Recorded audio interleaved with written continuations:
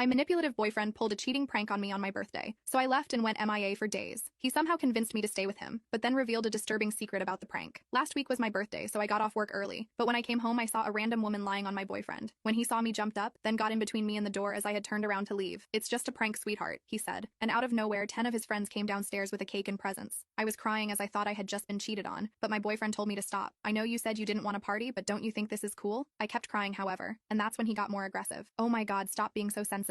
It was just a prank. I put all this effort in so you could have a fun time and you're crying." I immediately pushed him out of the way and walked out, got in my car, and drove off. While driving, my phone started to get bombarded by texts, calls, and messages from my boyfriend and our friends. When it got too distracting, I just turned off my phone and went to a hotel that's far enough from my place. By the time I got to my hotel room, I just started sobbing. The next morning, I made sure to tell my team leader first that I would be absent for a few days due to an emergency, and she was kind enough to accept my request. She probably noticed something was off with me because I was sniffling and my voice sounded weak. Right now, I plan on telling my aunt who lives near my area about what happened and asking if I could live with her for a couple of days until I sort out my mind and know what I have to do next. I'm deeply heartbroken because I've told my boyfriend and my friends before how I felt about cheating and how it essentially ruined my family growing up and my young mind back then. My mom cheated on my dad and it broke our family, and I got cheated on by my first boyfriend, and I don't know how to face and respond to them all after all that has happened. Maybe some time away from them will help, I hope. Update 1. I packed my things and prepared to go to my aunt's house, which wasn't that far, but still a bit of a drive nonetheless. When I finally got there, she was incredibly welcoming, and I thanked her for allowing me to stay in her house even just for a while. She gave me a tight hug and told me I was always welcome and that she will be there to help me when I need her to. She eventually led me to the spare bedroom that they have in their house and helped me unpack my stuff. She is honestly such an incredible woman and I love her so much. She's basically the mom I've always wanted. Once I was done unpacking, I was again confronted by the fact that I haven't opened my phone for quite some time now. I've avoided it for so long that I didn't think I could open it again, but I knew I had to. The moment my phone booted up, hundreds upon hundreds of texts, chats, and missed calls popped up on my screen. Even if I was still hesitant, I decided to open my chats and looked at our friend group's group chat first. The chats from the start were all very frantic in nature, with my friends asking about where I was or what happened. But after scrolling down a few more times, the chats turned into them apologizing that the prank happened and that it was not on the plan at all. One of my friends even blamed the girl that was on top of Alex, my BF, and thought she was untrustworthy. Finally, the chats ended up being them hoping they could contact me and wishing I was safe. I guess they knew I just read their chats because as soon as I was done back reading, my friends immediately knew I was online and asked how I was doing and where I was. They also started apologizing again for not being able to stop the prank from happening and that they didn't know that was going to happen and thought the original prank was going to be something else. At this point, I was thoroughly confused because they seemed happy enough to be there during that night, but I knew I had to apologize to them first for ghosting them and asking their side of the story first before speaking about what had happened. Essentially, they were simply planning a surprise birthday party for me with Alex in a group chat that didn't include me. Then, my BF added a few more people into the group chat, saying that they were college friends of his and he wanted them to be a part of the surprise party too, since they also wanted to meet and get to know me better. As a suggestion, one of my boyfriend's college friends pitched the idea of them pranking me. The